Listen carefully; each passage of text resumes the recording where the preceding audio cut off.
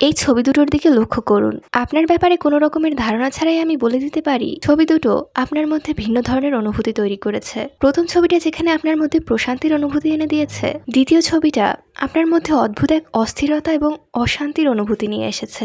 বর্তমান পৃথিবীটা ছুটে চলছে এক অদম্য গতিতে, যেন এক মুহূর্ত দাঁড়িয়ে নিঃশ্বাস নেওয়ার সময়টুকু নেই। আর এই গতিময় জীবনের সাথে তাল মেলাতে গিয়ে আমরা নিজেদের সুখ এবং শান্তিকে সম্পূর্ণভাবে বস্তুগত সম্পদের সাথে জড়িয়ে ফেলেছি। আর সোশ্যাল মিডিয়ার কল্যাণে এটা আরো বেশি বেড়েছে। কিন্তু আমরা কি আসলেই সুখী থাকতে পারছি? না, বরঞ্চ যত দিন যাচ্ছে ডিপ্রেশন, অ্যাংজাইটি, স্ট্রেসের মতো মানসিক সমস্যা দিন দিন বৃদ্ধি পাচ্ছে। দিনের পর দিন যেন আমরা কোনো একটা কিছু খুঁজে বেড়াচ্ছি, যেটা আমরা কিছুতেই খুঁজে পাচ্ছি না। আপনিও যদি এমন কেউ হয়ে থাকেন, তাহলে এসবের সমাধান আপনি পেতে পারেন জাপানিজ মিনিমালিজমে। এটা আসলে একটা দর্শন এবং জীবন ব্যবস্থা, যার মূল কথা হচ্ছে লেস ইজ মোর। প্রয়োজনীয় জিনিসকে গ্রহণ করা এবং অপ্রয়োজনীয় জিনিসকে বর্জন করার নামই মিনিমালিজম। প্রাচীনকাল থেকেই জাপানিজরা মিনিমালিজমের চর্চা করে এসেছে। জাপানিজ ভাষায় একে বলা হয় ডানশিরি এবং এর ছাপ তাদের স্থাপত্যকলার স্পষ্ট বিদ্যমান। জাপানিজ মিনিমালিজমে ভাবা হয় অতিরিক্ত জিনিস মানেই অতিরিক্ত দুশ্চিন্তা। আমাদের ঘরে যত বেশি অপ্রয়োজনীয় জিনিস জমে থাকে, আমাদের জীবনেও তত বেশি বিশৃঙ্খলা তৈরি হয়। কম জিনিসপত্র কেবল ঘরকেই সুন্দর করে না, বরং এটা আমাদের মানসিক চাপ কমাতেও সাহায্য করে। মানুষ হিসেবে আমাদের মেমোরি ক্যাপাবিলিটি অনেক লিমিটেড। প্রায় দেখবেন অতিরিক্ত জিনিস থাকার কারণে কোন জিনিসটা কোথায় আছে সেটা আপনি ভুলে যান। তুলনামূলকভাবে যদি আপনার জিনিসপত্র কম থাকে, তাহলে সেগুলোকে ম্যানেজ করা আপনার জন্য অনেকটাই সহজ হয়ে যাবে। অপ্রয়োজনীয় জিনিসগুলোকে গুছিয়ে রাখতে আপনার এক্সট্রা এনার্জি নষ্ট করতে হবে না। আপনি নিজের বাকি গুরুত্বপূর্ণ কাজ করার জন্য সময় পেয়ে যাবেন। মিনিমালিজম আপনার মানসিক চাপ কমায়, কারণ যত্ন নেওয়ার মতো অতিরিক্ত বোঝার আপনার কাছে থাকে না। জিনিসের সাথে নয়, বরং অভিজ্ঞতার সাথে বাঁচাই এই দর্শনের মূল মন্ত্র। আমাদের অতিরিক্ত জিনিসপত্র থাকার একটা বড় কারণ হচ্ছে আমরা নিজেদেরকে আমাদের জিনিসপত্র দ্বারাই ব্যাখ্যা করতে চাই। আমাদের পোশাক আশাক, আমাদের বইয়ের কালেকশন, আমাদের মনে হয় জাঁকজমকপূর্ণ জীবনযাপনই আমাদেরকে ব্যাখ্যা করে। আমাদের এই ওভার কনজাম্পশনের পিছনে একটা মানসিক কারণও কিন্তু দায়ী। এর বৈজ্ঞানিক ব্যাখ্যা দিতে গেলে বলতে হবে, আমরা যখন নতুন কোনো জিনিস কিনি, সেই জিনিসটা আমাদেরকে মুহূর্তের জন্য একটা ডোপামিন স্পাইক দেয়, কিন্তু যে কোনো স্পাইকের মতোই এটাও দীর্ঘস্থায়ী হয় না, যার ফলে জিনিসটা হাতে পাওয়ার কিছুক্ষণ পরেই আমাদের সেই আনন্দের অনুভূতি গায়েব হয়ে যায়। সেই বস্তুটা নিয়ে যে ফ্যাসিনেশন আমাদের মধ্যে কাজ করত, সেটা ধীরে ধীরে শেষ হয়ে যেতে থাকে। যেহেতু আমাদের ব্রেন ডোপামিন খুঁজতে পছন্দ করে, তাই আমরা প্রতিনিয়ত নতুন নতুন জিনিস কিনতে থাকি। এই কারণেই আমাদের আলমারি ভর্তি জামা থাকার পরেও মনে হয় যেন আমাদের পরার মতো কোনো জামা কাপড়ই নেই। সোশ্যাল মিডিয়ার সেলিব্রিটিদের জীবন দেখে আমরা নিজেদেরকে প্রতিনিয়ত তাদের সাথে তুলনা করতে থাকি। সোশ্যাল মিডিয়া এবং বাস্তবতা দুটো ভিন্ন জিনিস। তারা আপনার কাছে প্রোডাক্ট সেল করতে চাইছে, যেটা আপনি কিনলেই তাদের লাভ। প্রভাবিত হয়ে আপনি এমন কিছু কিনে আনছেন যেটা অপ্রয়োজনীয়, আপনার ঘরের মূল্যবান জায়গা নষ্ট করছে এবং একই সাথে আপনার টাকারও অপচয় হচ্ছে।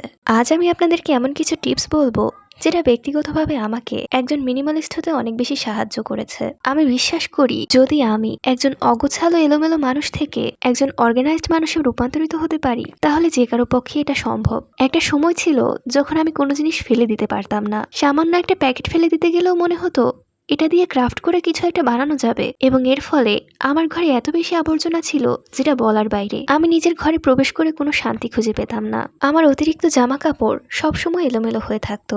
আমি কিছুই ফেলতে পারতাম না। মনে হতো কোনো একদিন এগুলো কাজে লাগবে। আমাদের অনেকের পক্ষে এটাই নির্ধারণ করা কঠিন কোনটা গুরুত্বপূর্ণ এবং কোনটা গুরুত্বপূর্ণ না। এটা জানার জন্য খুবই সহজ একটা পদ্ধতি ব্যবহার করা যেতে পারে। আপনার যত জিনিস আছে সেই জিনিসগুলো নিয়ে এটা ভাবুন, যদি এই জিনিসটা হারিয়ে যায় তাহলে কি সেই জিনিসটা আপনি আবারও কিনবেন? যদি উত্তর হ্যাঁ হয়, তাহলে সেটা অবশ্যই আপনার জন্য গুরুত্বপূর্ণ। আর যদি না হয়, তাহলে তাকে বিদায় জানানোর সময় চলে এসেছে। দ্বিতীয় টিপসটি হচ্ছে ইম্পালস কন্ট্রোল করা, অর্থাৎ কোনো জিনিস দেখেই হুটহাট সেটাকে কিনে না ফেলা। একটু সময় নিয়ে ভাবা, এই জিনিসটা কি সত্যিই আপনার প্রয়োজন? যদি উত্তর না হয়ে থাকে, তাহলে সেটাকে অ্যাভয়েড করুন। ঠিক একইভাবে কেবলমাত্র সস্তা বলেই জিনিসপত্র কেনা থেকে বিরত থাকুন। টিপস নাম্বার 3, যদি বিগত 1 বছরে কোনো জিনিস আপনি ব্যবহার না করে থাকেন, তাহলে সেটাকে বিদায় জানান। টিপস নাম্বার 4, অবশ্যই 1 in and 1 out এর রুল ফলো করুন। যদি একটা জিনিস আপনি কিনে আনেন, তাহলে অবশ্যই একটা জিনিসকে আপনি বিদায় জানাবেন, আর নইলে আপনার ঘর আবারও আগের মতো জিনিসপত্রে পরিপূর্ণ হয়ে যাবে। যারা জিনিসপত্রগুলোকে বিদায় জানানোর ব্যাপারে দ্বিধাগ্রস্ত, তাদের জন্য আমি আরেকটা টিপস দিচ্ছি। জিনিসগুলোকে সম্পূর্ণভাবে বিদায় জানানোর আগে সেগুলোকে একটা বক্সে ভরে চোখের আড়াল করে রাখুন। যদি দীর্ঘ সময় পরও ওসব জিনিসের কোনো ধরনের ব্যবহার আপনি লক্ষ্য না করেন, যেটা আপনি অবশ্যই করবেন না, তাহলে বুঝে নিবেন এখন সেগুলোর থেকে আলাদা হওয়ার জন্য আপনি প্রস্তুত। শেষ টিপসটি হলো নিজের মিনিমালিজমের রাস্তা নিজেই তৈরি করা।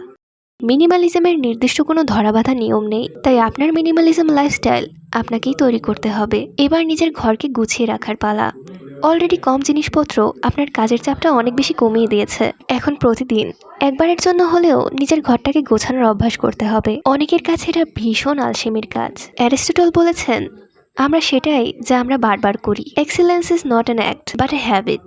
নিয়মিত চর্চার মাধ্যমে যে কোনো ধরনের স্কিলকেই আয়ত্ত করা সম্ভব। প্রতিনিয়ত মিনিমালিজমের চর্চার মাধ্যমে আমরা সত্যিকার অর্থে একজন সুখী মানুষে রূপান্তরিত হতে পারি। বাহ্যিক চাকচিক্যের পরিবর্তে আমরা আমাদের অভ্যন্তরীণ বিষয় নিয়ে কাজ করতে পারি। বস্তু জমানোর পরিবর্তে আমরা স্মৃতি জমানোর চেষ্টা করতে পারি এবং সেসব জিনিসে ফোকাস করতে পারি যেগুলো আমাদের জীবনের সত্যিকার অর্থেই গুরুত্বপূর্ণ। সোশ্যাল মিডিয়া এবং এই কুইক ডোপামিনের যুগে আমাদের ভাবতে হবে আমাদের জীবনের লক্ষ্য কি। অপ্রয়োজনীয় বস্তুগত সম্পদ জমিয়ে রাখা নাকি সুস্বাস্থ্য, সুন্দর সম্পর্ক, মানসিক স্বাস্থ্যের প্রতি সচেতনতা এবং একটা অর্থবহুল এবং ফুলফিলিং লাইফ লিড করা। একই সাথে আমাদের এটাও খেয়াল রাখতে হবে যে আমরা আমাদের লক্ষ্য অর্জনে ঠিক কতটা এফোর্ট দিচ্ছি। দিন শেষে সিদ্ধান্ত আপনার। একটা প্রবাদ বাক্য আছে, যাকে অল্প কিছু দিয়ে খুশি করা যায় না তাকে কোনো কিছু দিয়েই খুশি করা যায় না। এতক্ষণ আপনাদের সাথে ছিলাম আমি মেহেরিন। ভিডিওটি যদি ভালো লেগে থাকে অবশ্যই লাইক, কমেন্ট এবং সাবস্ক্রাইব করতে ভুলবেন না।